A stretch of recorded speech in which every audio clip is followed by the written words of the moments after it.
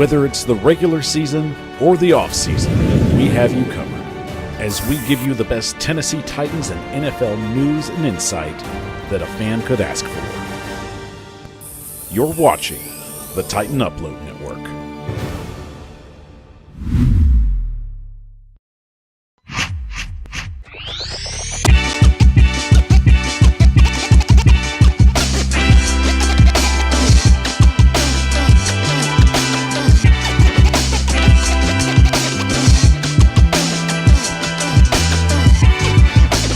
Watching the Power Hour with your hosts, Michael Bishop and Tyler Stiles.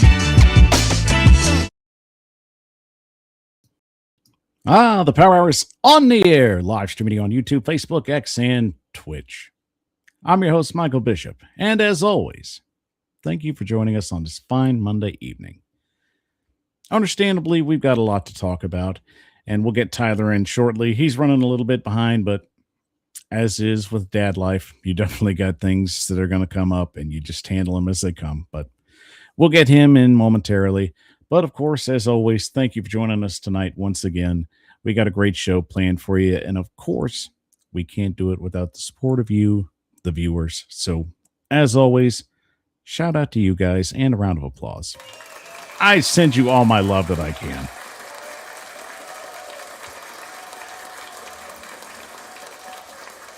So we are merely under 72 hours until the official 2026 NFL schedule releases for all 32 teams.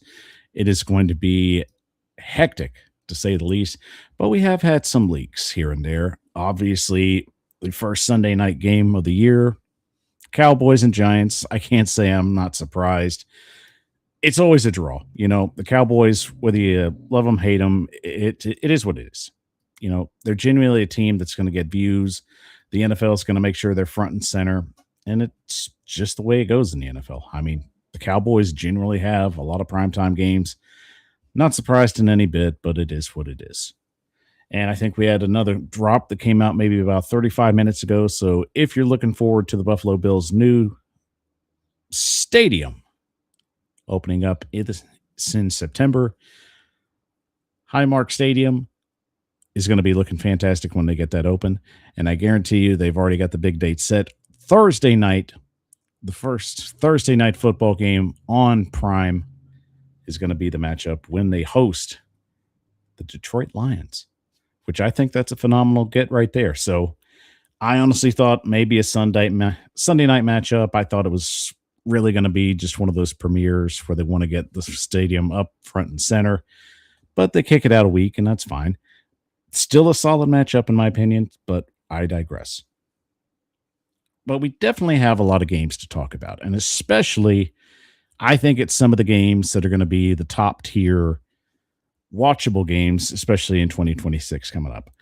Obviously, you're going to say Buffalo and Kansas City, but with the Patrick Mahomes situation and the way things are kind of progressing with his injury, you really don't know when we're going to see him or how it's going to be scheduled for them to potentially be playing.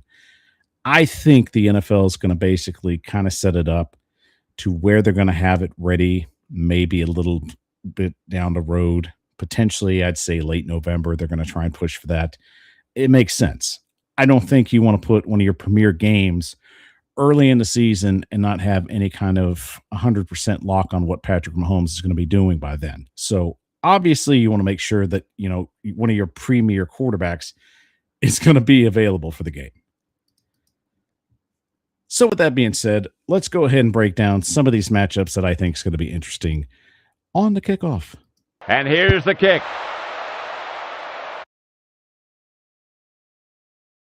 Now, as I said, everything's going to be set in motion on Thursday night. The whole schedule's going to drop. But unfortunately, a lot of the networks are going to do their own thing. They're going to release some games here and there. We already got an idea of a few games coming out. It's drips and drops. And I think that's just the continual going process of how the NFL wants to do it. It continues to generate interest.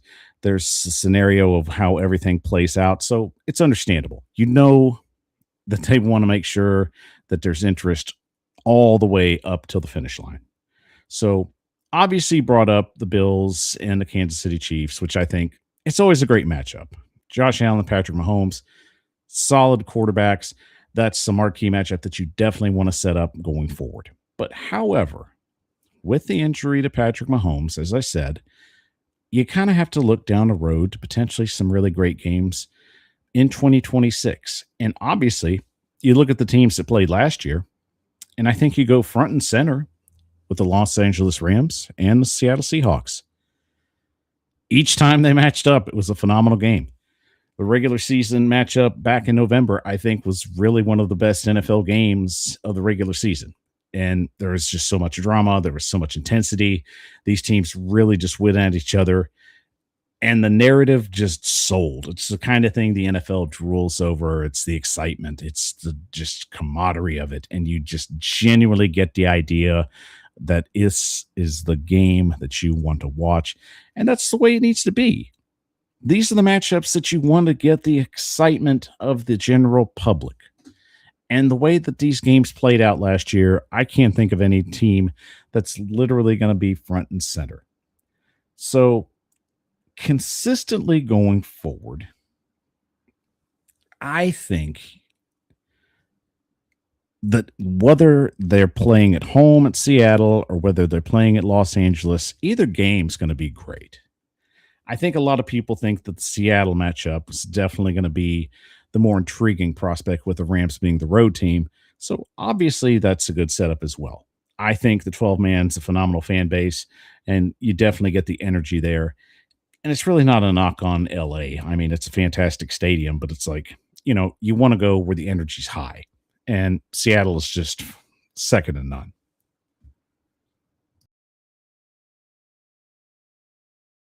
I also kind of look at the situation, how the games played out going forward in 2026 as well. You got to look back. 2025 was really a great year, especially when you're getting to the finish line of the regular season.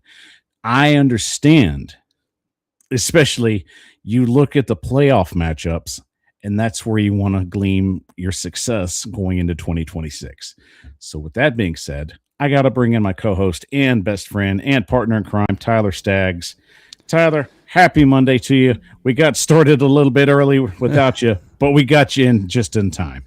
That's right. Happy Monday to you as well, buddy. And sorry, everyone, running just a little bit late, but it happens sometimes. And I mean, Michael, I'm excited for tonight's show.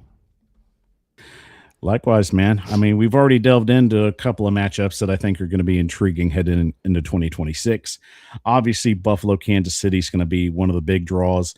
I think that they're going to kick this one down the road potentially to late November, early December, not knowing what it's going to be for Patrick Mahomes to be 100%. So I feel like you get a key matchup there, and I genuinely think you're not going to want to put it early in September or October where you don't know the whole selling point of what Mahomes' recovery is going to be looking like. Right. Yeah, I agree. I think that's one of the games that, especially you look back over the last couple of years, it seems like they're always a regular season matchup. Then of course you got the playoffs, and it's a big ticket draw, and especially with Mahomes going down with the injury that he had last year, that the NFL's looking at it and they're like, yeah, we're not going to take a chance on him not being 100%. Like, we need to actually have this matchup that we can market. So I'm like you. I think they kicked that one down the road some. Now, another matchup that came out just about maybe 40 minutes ago that I already discussed. Major intrigue, especially when a new stadium opens up. And Highmark Stadium in Buffalo is going to be a phenomenal new facility once they open the doors. Already scheduled for the first Thursday night football game on Prime, the Buffalo Bills will open their brand new house playing the Detroit Lions.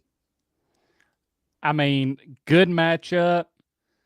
My only complaint is I think for that stadium, like first time, playing in it, everything, I feel like that should have been like a Sunday night or Monday night game.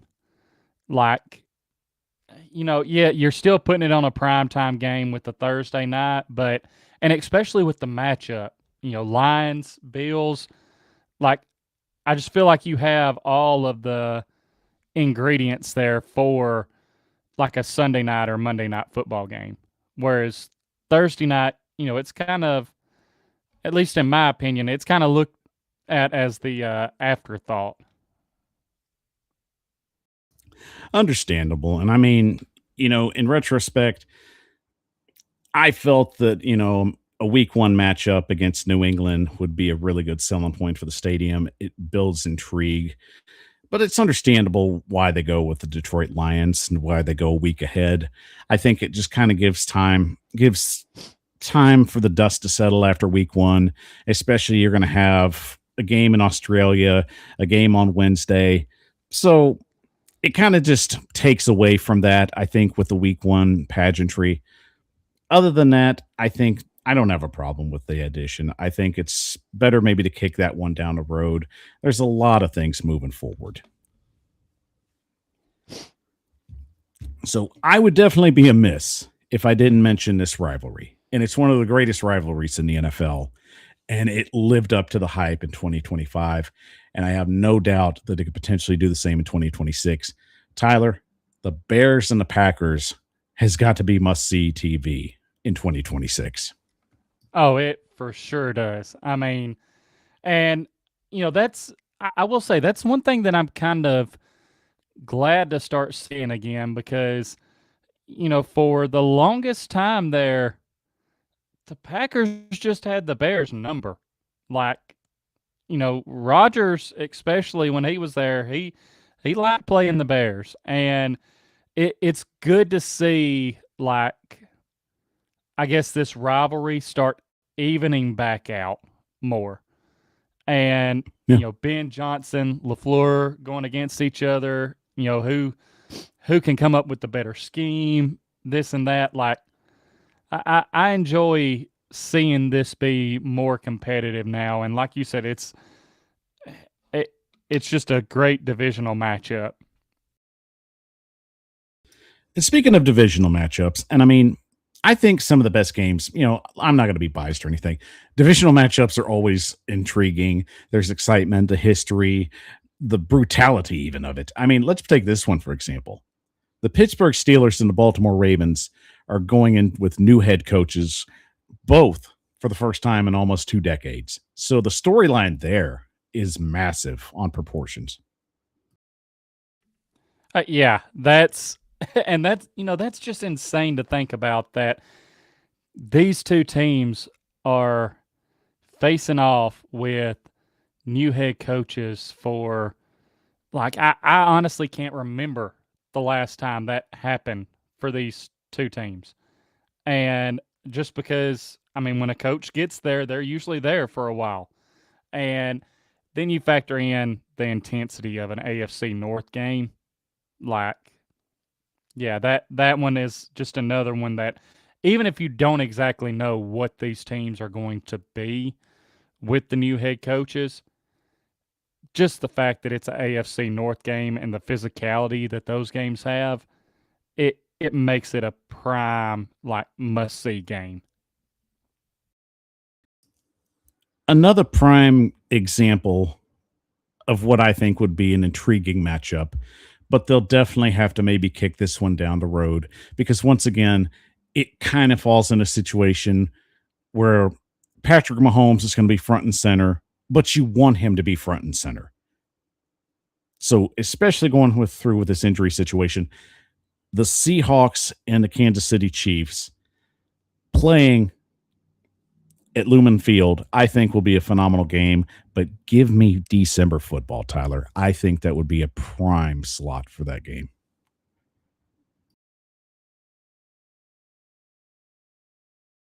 Got you on mute. Thanks for catching that. I was just saying, yeah, that's again, like you already mentioned, this is a game where you want Mahomes to be healthy. You have the defending Super Bowl champions and a matchup where they get to face off against the guy that, I mean, let's face it now, for the since basically, I mean, we'll just call it the 2020s. He's dominated the 2020s so far. And the Chiefs have kind of set that standard. And so now you have the defending champs, and it's okay, what can they do against another proven winner, a multiple time Super Bowl champion in Mahomes and the Chiefs when the Chiefs are rocking? Now, I already touched on this game right before you got in, but I want to circle back to it because obviously it's on the headliner. So I don't have to talk too much about it because it basically sells itself. Seahawks Rams was probably the best football we got to watch in 2025. And that Thursday night matchup, mwah, finesse football. Everything you could have wanted in a game was just a phenomenal finish, and it was just edge of your seat competition. Tyler, I have no better sell for this being the number one matchup for the NFL in 2026. Yeah, I mean, I really don't either. It's, Stafford and how many, I mean, think about it this way. How many more rides does Stafford have left? Like, this could be going into the last one for him. So, and like you said, you look back at last year when these teams matched up, the two teams that sit atop of the NFC West. I mean, right now, if you had to choose, those would be the two teams that this division would go through. And so you get this powerhouse matchup. Who knows? Maybe the Rams decide to switch it up a little bit and throw Ty Simpson out there instead of Stafford. But Maybe. that'd really sell it. But no, it just, again, another divisional matchup. We saw what we were able to get from these two teams playing last year, and they're the two teams that I expect to be at the top of this division again this year. So those are going to be good games. Tyler, I've obviously brought up a lot of matchups that are going to be intriguing in 2026, but tell me one of yours. What do you think is must-see TV for NFL fans in 2026? Yeah, so another game that comes to my mind is, this one, we'll see, I guess, if it still ends up being like this, and I have reasons for saying that, but a Super Bowl rematch. The Patriots taking on the Seahawks. Okay. Like, that's another game where it's like, all right, we know Seattle got the better of the Patriots in the Super Bowl. They won the big one that counted, but now this is New England's chance to see, okay, how do we match up against them this year? Can we put on a better performance than what we did in the Super Bowl? You're not going to, if you're the Patriots, you're not going to completely get that bad taste out of your mouth from that loss to the Seahawks. But if you prove that you can hang with them, that could give you confidence later on. But again, that kind of depends on some other stuff that we'll talk about. Absolutely. And you're talking about matchups with championship intrigue. And I definitely got to add into the narrative. Give me a repeat of the AFC Championship where the Denver Broncos travel to Foxborough to take on the New England Patriots. I think if you can get Bo Nix 100% healthy for that matchup, we probably would get to see the AFC Championship we should have seen. Unfortunately, the one where they had to play with a backup. And then it snowed, and basically that was pretty much the game. Exactly. And that was another matchup that I was looking at, is because this is kind of the, I guess, the what if scenario, because you can't just recreate that playoff atmosphere, but you always have that what if of, if Bo Nix had been healthy, do the Broncos actually end up being in the Super Bowl last year? So let's shift it up from strength of schedule. The Cardinals are sitting with the hardest schedule in the NFL right now. And Tyler, I get the vibe that right now 2027 is basically going to be their build year where they're sitting on top and they can get anything they want. So I'm not counting them out by any means, but I mean, if you had to somewhat tank, I guess this would be the year to do it if you're the Cardinals. Yeah, I mean, and just think about how crazy is it that they have a fourth place schedule, but they have the hardest schedule in the league. Like that's, and again, like you said, it can play to their favor because seems like things are lining up that they're probably not going to win many games. So heading into next off season, things just kind of fall in their lap and I mean, they'll be able to be in position to take, their future quarterback more than likely because I don't think they have that quarterback on the team right now. No, I would definitely say not. Carson Beck, I mean, he's a tough sell. I'm not going to completely count him out, but at the same time, you're really hoping for a lot from a kid that basically had a very low floor. So I think Cardinals fans, as bad as it is, I mean, you got Jeremiah Love, so I guess there's something to be excited about for you. But breaking down the top five easiest schedules in the NFL, we'll start with number 5 and work our way up to 1. So you've got the Jets at 5, the Browns at 4, the Cincinnati Bengals at 3, the Saints at 2, and the Detroit Lions at 1. So out of those 5, Tyler, which one do you think, well, I'll make it even difficult. Do you see 2 potential playoff teams with that easy schedule? Let's see. So I know you had the Bengals were in there. I think Right. they're one. Okay. I think there's just so much shakeup in that AFC North. Like you have two teams that we've already mentioned in the Steelers and Ravens, new head coaches. Like there's no guarantee. Yes, they still have a lot of good players on those teams, but it could take a while for the dynamic to really work out. Whereas the Bengals, I think this could be, I feel like this is kind of their year to take hold of the North from the start. And because the Browns are the Browns, so just that's good enough, I guess. But I could see the Bengals and who were the other 4 teams, Michael? I'm sorry. Well, let me give you the 2 that I think are the most intriguing and have a better opportunity. Because let's face it, the Browns and the Jets, I'm not really looking at them to do anything in 2026. No shot at you guys, but it is what it is.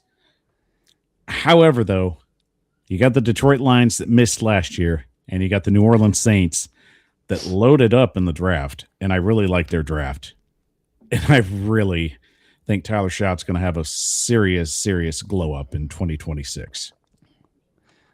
Yeah, so man, that's actually the Saints. The Saints is a good shout. I'm gonna go with the Bengals and the Saints because at least in my mind, for the Lions, it feels like the NFC North is just so unpredictable right now with the top 3 teams as far as the Lions, the Bears, and the Packers.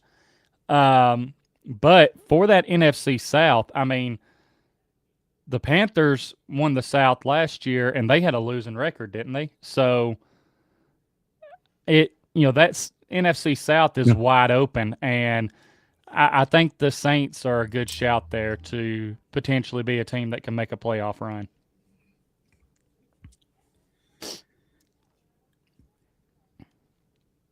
It's definitely going to be an intriguing year in 2026. The matchups, once again, I think it comes down to timing. If they get the right matchups set up within the right period of time, then I think it's going to be another successful year for the NFL. they do a pretty decent job at setting things up when it comes to matchups, especially keeping intrigue late in the season when the playoff drive starts pushing even harder. So, to finish it out, Tyler,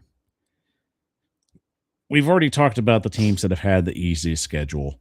What team do you think potentially has an opportunity in being a playoff sneak in 2026, despite strength of schedule against them? A playoff sneak.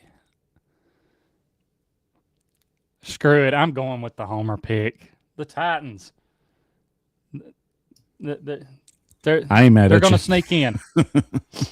I mean, it just they have the recipe for it. They've added to the offense, the defense. They've definitely added to, and I think Robert Saleh is going to bring a new life to the team.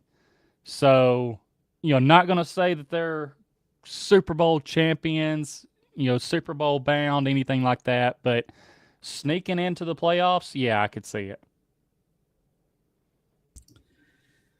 I mean, there's a lot of good choices for me, but I'm going to take one that I don't think will make the playoffs, but I really think they're going to be fun to watch in 2026.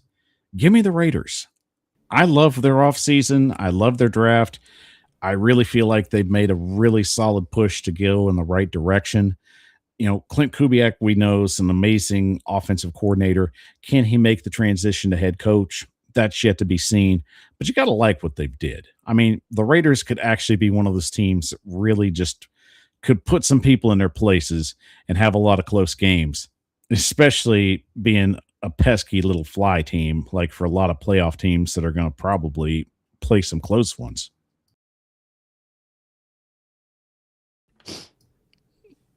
Yeah, the Raiders were not one that crossed my mind, but given the fact, I mean, we don't know, they could actually end up rolling Kirk Cousins out to start the year, and maybe if you don't have even though they took Mendoza number 1 overall, having that veteran quarterback kind of leading that.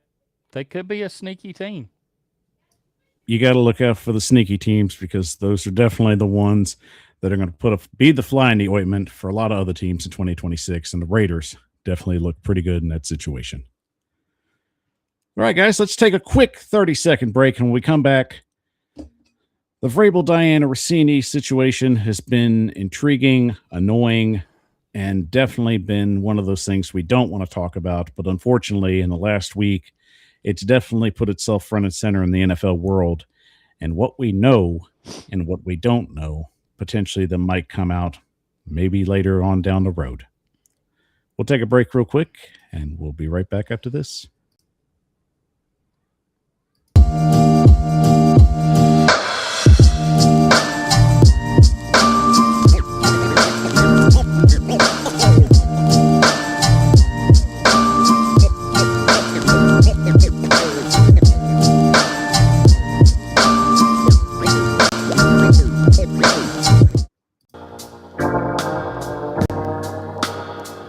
Watching the Power Hour with your hosts, Michael Bishop and Tyler Staggs. The Power Hour is on the air. Live streaming to you on YouTube, Facebook, X, and Twitch. I'm your host, Michael Bishop, and as always, thank you for joining us on this fine Monday evening. Guys, we got to give you the love because you keep showing up and showing out for the show, and without you, the show does not go. So as always, and of course, we give you a round of applause for showing up for us tonight. And don't forget, if you love the show, help it grow. Follow us on all our social media platforms at the Power Hour 615, wherever you view and however you view. Well, Tyler, before we get started, let's go ahead and set this narrative up. This has been something we talked about in previous weeks, and we had to kind of just basically walk on, fine plate glass because we didn't have enough information. We didn't have enough hearsay coming in with every which way that was coming, and we wanted to make sure we were fair with the whole process and how that we described and gave our opinion on this. So now that more has come out, now that the assessments have been made, it's essentially become a massive crap storm, to say the least. Yeah, that's I think that's probably putting it the nicest way that you can.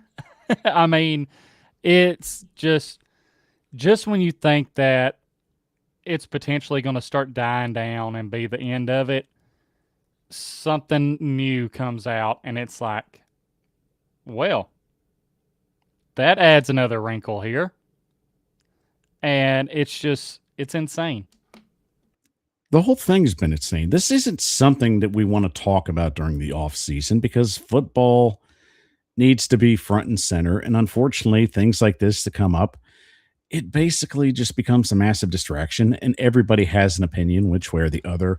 If it's what we want to be talking about, is it who we should be talking about, what needs to be accountable, who needs to be held in to check right here.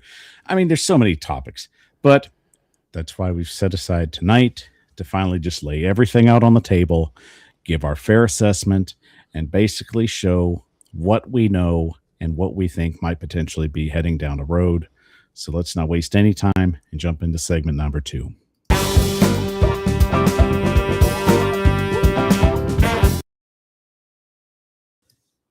As I said, understandably that this has been a situation that has progressed for almost months. And the fact that we know what we know now from when we were trying to keep just a steady head and not try and jump into any conclusions with this whole topic and be fair on both sides until each argument was fairly presented. Everything now has come out and is in full-fledged view for the public. We know that Mike Vrabel has been having an affair with Diana Rossini for the last 6 years. Both of them were married.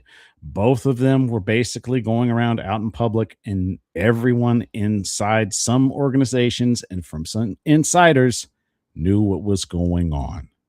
You can't shake that because it's obvious what was going on. And here's the thing. Understandably, we'll set the moral side of it for right now. We'll get back to that.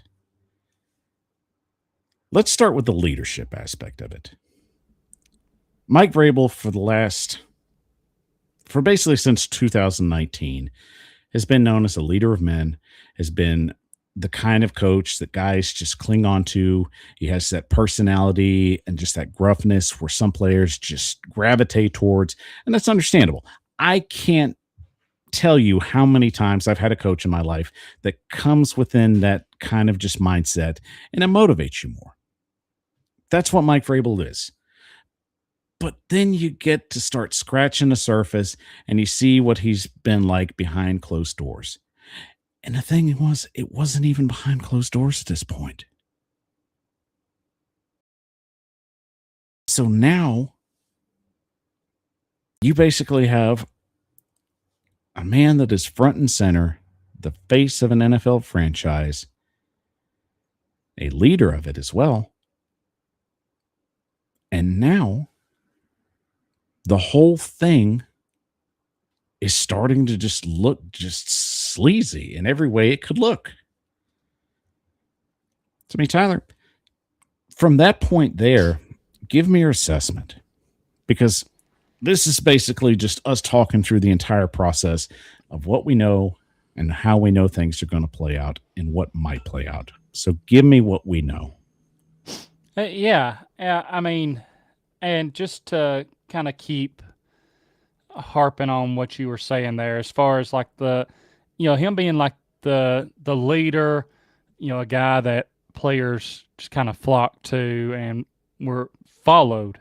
And, the other thing about that gets me is before all of this originally started coming out, I was seeing about where like Vrabel had said something to Travion Henderson about some things that he was putting out there, which was basically, Travion Henderson was just talking about his faith, his beliefs and things. And from the reports I was seeing, Vrabel was kind of like, you have to be careful like what you put out there, because it not only represents you, it represents the team. And then all of this comes out and it's like, huh. Like, if I'm Travion Henderson at that point, I'm like, hey, coach, what was that you were saying to me? Like, telling me to be careful because it reflects on all of us here. Like, and now this comes out about you. And I mean, here's the facts that we know on this. What started all of this up over the last several weeks was Vrabel and Russini being caught at a resort in Arizona together. They both played it off like it was nothing, but with how they played it off, if it was truly nothing and things like that, Diana Rossini saying it was a girls' trip, okay, show pictures from it of you and the girls, because, I mean, what girls' trip doesn't have a lot of pictures? Like, you can easily get that to go away.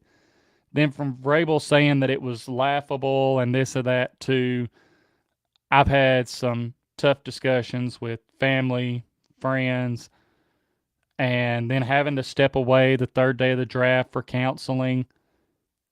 And now, more and more pictures have come out, and now things are being put together for when certain reports came out from when Vrabel was with the Titans.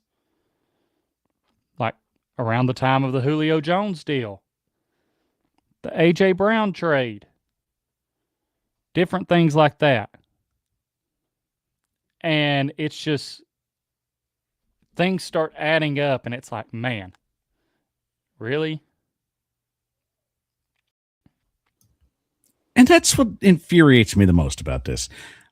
I can understand the fact where it's somebody coming out and saying something to where it's like ridiculous to this point. But the thing is, there was proof first off. You could have easily just addressed it and just said it was something one way or the other instead of completely blowing it off, because right then and there, you basically just buried yourself. You had nowhere to go with it. And when it came out, you basically just got caught red-handed. And it continuously comes out. It seems like almost every other day, Tyler. I can't tell you how much just craziness from a situation like this that I don't think I can even compare it to anything, because I don't think there's ever been anything to compare it to. Yeah, and the other thing that gets me is like people defending it and defending Brett, and I'm like, how are you defending this? I even saw where someone else had said that, and I can't remember where it was, but they were talking like, there's been no proof of like this actually being an affair and this or that, and because I think it was from one of the club pictures that just came out like today or yesterday. They're like, I've seen people that are not together, not doing anything, talk like this in the club because it's hard to hear. And I'm like, come on now. I mean, short of a certain type of picture or tape being released, it doesn't take much to connect the dots here and see that, yes, there was an affair going on. And like, I mean, honestly, conflicts of interest here on the moral Massively. side of it. Like, how, I don't understand how anyone can defend this. I mean, there's nothing to defend. The fact is, first off, let's just put it the way it needs to be put. You're the angry fan that's mad because they're coming after your head coach. So you feel you have to defend him. You feel that it's like just some kind of just plight on you. Poor Patriots, poor us, just them trying to find an excuse to keep us from winning. There's photos. There's video. There's already one photo of him kissing her. Yep. I'm sorry, I don't see how two married people, one of them pregnant, meeting up in a secluded area. That doesn't add up to me. Yeah. Like, I mean, going on a boat together. Their two signatures, the only one on it, while she was like, what was it, 7 months pregnant? And it's like, how are you going to play that one off of not proof of an affair? Like, what are they doing out there on the boat by themselves if it's not an affair? Like, come on, let's use some common sense here. Let's just kick that to the side. We even get to the point now where there's questions of the legitimacy of her and her husband's kids. Yeah, exactly. And that's what really infuriates me, is the families and the children on both sides. They're getting dragged into a public thing that's not theirs. Yep.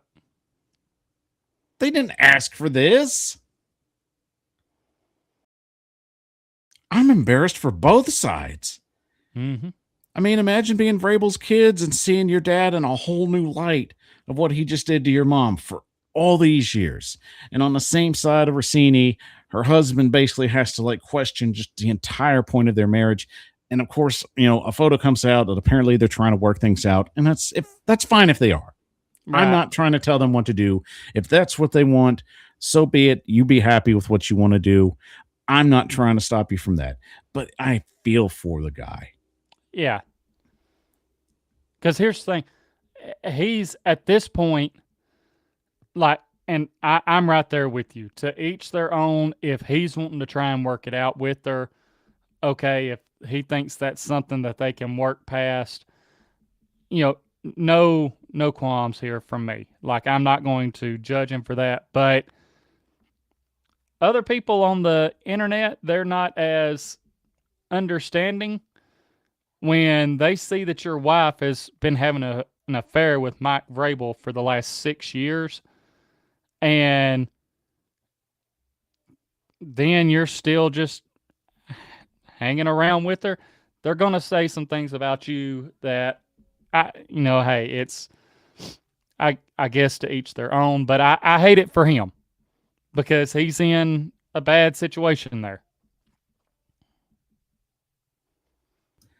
So let's move from that and get to the point where I think a lot of people are basically trying to keep the door shut, but unfortunately the wind keeps blowing it up. So let's get to that. Obviously, there are people inside that we've talked to and we've even heard knew this was going on, even in Tennessee. I shock you not. Obviously, I feel that it gets to a point how many of his assistants knew about this and basically kept it under their hats to keep their situation safe. I think that's a question we're not asking enough of, and I can give you an answer for it. I bet it was quite a few.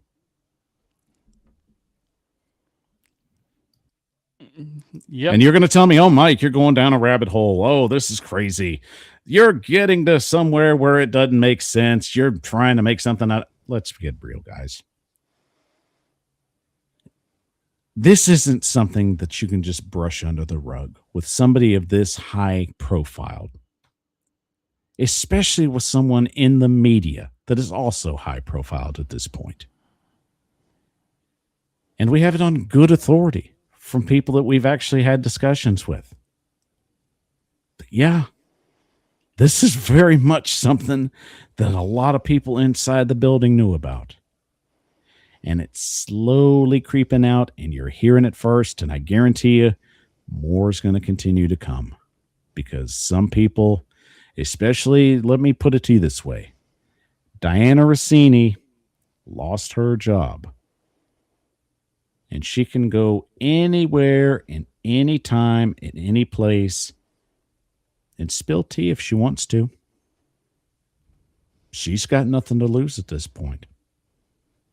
In fact, there's a lot of people out there that are encouraging her to, because she seems to be the only one that's getting punished throughout this whole entire ordeal. Rightfully so. But at the same time, I'm also wanting to hear her side of the story just as much as Vrabel's side of the story, because Vrabel seems to be getting a pass on the whole damn thing. Yeah, which is another thing that's just absolutely crazy to me. Like, I mean, how is he getting away with the pass for this, especially because I'm wanting to break into a couple of things even more. Like, you go back to the Julio Jones trade, and obviously it's very well known now that anything Diana Rossini reported on when it came to the Titans or now dealing with Mike Vrabel, it was coming from Vrabel himself. So, Vrabel and her together, Vrabel's talking about Julio, and then all of a sudden Diana Rossini comes out with a report that, there's a first round pick offer on the table for Julio. And again, this is where you, I guess, get into that gray area of, hearing that teams started backing out because they didn't feel like giving that up. And then the Titans are able to get him for a second round pick. Like, nothing, I'm not saying anything needs to happen on the Titans for that, because more than likely, No. I mean, as an organization itself, more than likely, they didn't know that was the case. But Vrabel used his relationship with Diana Rossini to gain an advantage there. Like, I mean, let's not play babes in the woods situation here. I think that there were people that knew about some of the situations that were very close to Vrabel and basically just kept their mouth shut and looked the other way. yeah, Just like anybody that's trying to keep their job, like anybody that's trying to just not cause waves and just be a good soldier and march. The essence is here, and I think people can ask this, and this is fine. Was this enough to get him fired? Was this one of the turning points that did get him fired? And I think a lot of people have asked that, and I think that's a question that should be answered. But I don't think you're going to get an answer, because the truth is, regardless of whatever happened, the old regime got kicked out. And, for Amy Adams Strunk, it's good enough to move forward and not look back and whatever. But unfortunately, that has moved its way forward, just like anything and everything else. Yep. And it didn't stop just because he lost his situation. He found another one, and they just changed addresses. Yeah. And I want to throw this out there because you've hit on it, Michael, talking about, others, potential like assistant coaches and things, and like potentially knowing about this. And it does make you, I feel like it's fair to ask this question. Is it fair to assume or ask that is the reason that maybe some of these guys got to hang around so long under Vrabel? Maybe it wasn't the buddy system like we used to think, but instead the fact that they had this dirt on him, and it was like, all right, well, guess you're hanging around longer. It's a fair assessment. I mean, I don't see anybody that's going to just let anybody walk knowing the information that they would potentially know, especially if it would cost them their job. Right. Kind of makes sense for Todd Downing, but I'm not trying to assume anything, but you kind of have to give that assessment, especially how much leeway he was given throughout his tenure.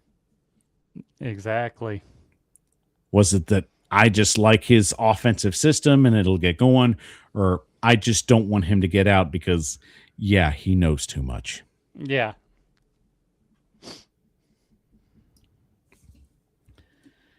And let's get to this. Everything that has happened and gotten to this point, the NFL has basically just thrown their hands up and said, we're not touching it. We're not going to deal with it. It's an in-house situation. The Patriots can deal with it how they see as fit. And we all know Robert Kraft isn't going to do anything because Robert Kraft was the one that tried to keep the pictures out of the papers in the first place. Here's a little FYI for you. Robert Kraft knew about the situation before he was hired to New England. I can tell you that firsthand.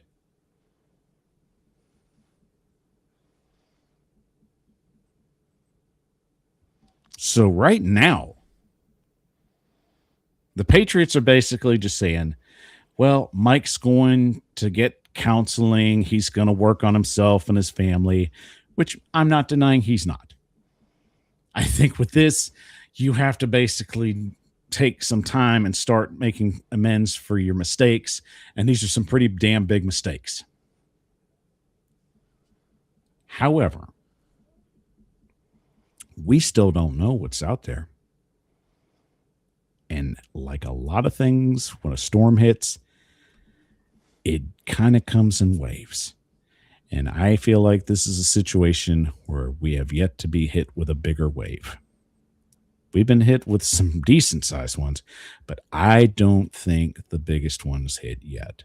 And I'm not speculating. I'm not trying to make anything that's not a thing. But this is just how these things work in scandals. Retrospectively, and I'll just tell you right now, Tyler, I feel like the NFL should have done something earlier to basically just stop the flooding. Because let me put it in an example like this. Now, two completely different scenarios. It's apples and watermelons situation, but it's a control situation how it ends. The NFL knew there was something going on with Ray Rice. And then when it got leaked, they panicked and made the wrong decision. And it cost them. Now, while I said two completely different scenarios, at the same time, the NFL was ill-prepared and made poor decisions when they had to make decisions. And I feel like with the Patriots situation right here, something is yet to hit, and I feel like the NFL might have to scramble to play damage control. Yep. I mean, like you said, we've had some waves hit, but just at this point, it feels like there's still a tsunami out there that's just creeping up.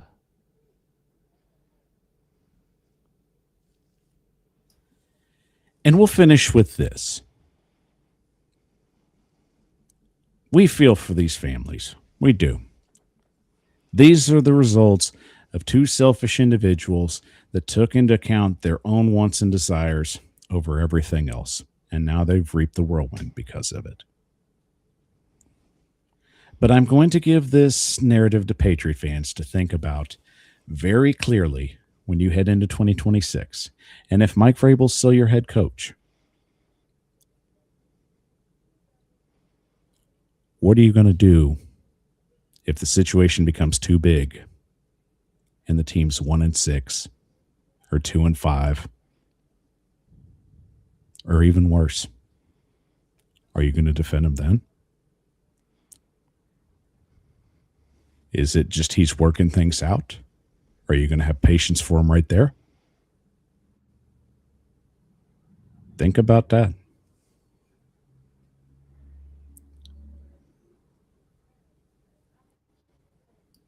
And with that, we will call it and get to our last break and close up shop for the night. So give us 30 seconds. We'll be right back.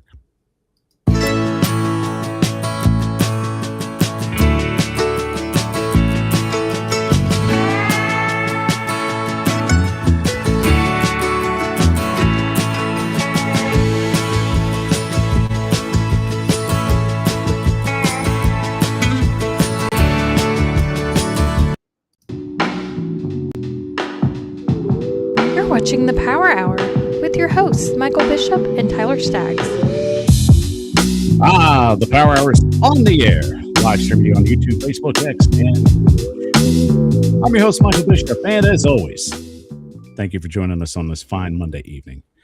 Guys, once again, another fantastic show was almost in the books. You showed up, showed out for us, as always, and gave us the love. So before we get out of here, well, really before we do our last segment, I don't want you to get out of here just yet because that would be rude. I can't just promise you a 3-segment show and only give you 2. That's just bad on my part. I mean, Tyler, shame on me for that. Shame. I know. I need to do better. I need to produce better, and I need to set up better. That's on me. But what I can tell you is we love that you showed up and showed out for us, as always. So we'll give you a physical round of applause because I don't know if I can get to the button in time, but I did. Because I put in the effort for you, damn it. That's what I do. All right, guys, last segment in the books. Let's go ahead and close up shop and get you out of here. Any minute now. Closing time. Good night, losers. On a good bit of news, and I think this one I can definitely give a sigh of relief, Tyler. The NFL referees will be not having to be replaced in 2026. They have come up with a deal last week. It's official up until 2032.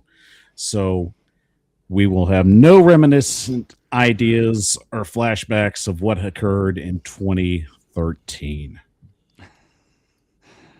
Oh, thank goodness.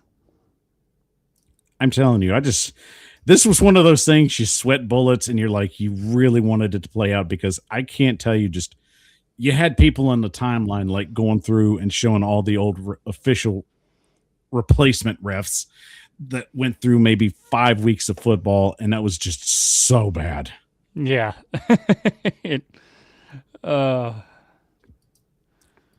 So just for any of you kids that are too young to realize what happened back then, basically the NFL officials did not come up with a deal at that point, and the NFL went ahead and brought in replacement officials.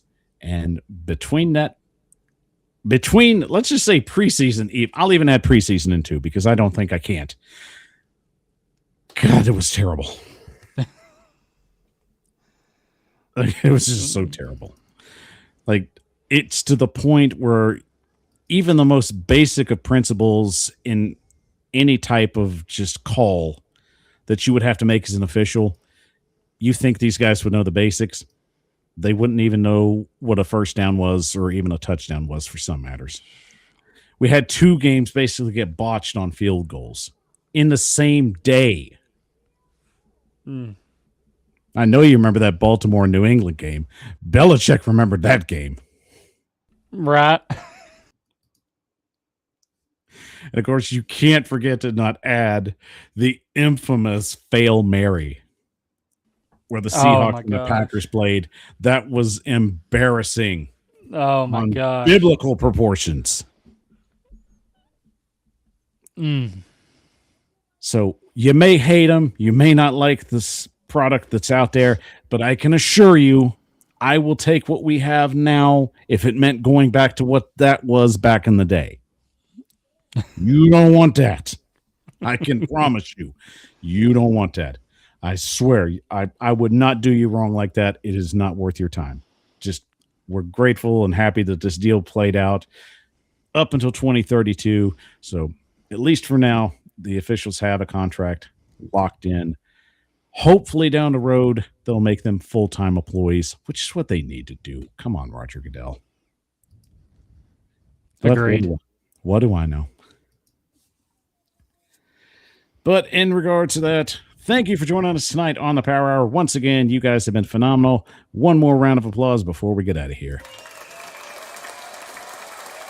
And don't forget, as always, if you love the show, help it grow. Follow us on all our social media platforms at the Power Hour 615, and of course at the Titan Upload Network and Roundtable Sports. We'll have a great show for you tomorrow night on Tuesday, breaking down the schedule as well. So I got a full slate, guys. So that's how I roll. But, no rest for the gifted, I guess.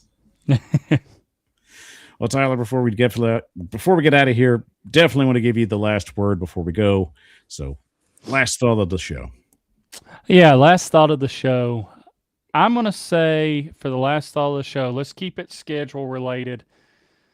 Last year of the old Nissan Stadium, give us a home opener in it and give us week 18 in it. I would definitely love nothing more than that. Is there a team you want to see? Which team would you like to see in the finale? Oh, the finale. Hmm. We haven't done well against either, so I mean, we're going for broke. Give me the Texans, week 18. Okay, you're going the Texans. I'm going to go south. Give me the Jaguars. I want to play the Jaguars at home. I always feel like we play good against the Jaguars at home. Yeah. Especially when the spotlight's on, and I think this might be one of those opportunities. So either way, I think it's going to be a phenomenal final game at Nissan Stadium, setting up for next year. But whether we win or not, we're going to send the old girl out in style because such an amazing stadium for us, whether it was not visually or aesthetically pleasing, Nissan Stadium will always hold a special place in our hearts, regardless. That's right. Well, that'll wrap it up for us, guys. We are out of here. We will see you next week, and we'll potentially talk down more football. So we'll have some dates to talk about, Tyler. So that'll be intriguing. So hang tight. We'll be back next Monday to talk ball with y'all. Till then, y'all have a great night. And for Tyler Staggs, I'm Michael Bishop of the Power Hour. And as always, take care and tighten up. Tighten up.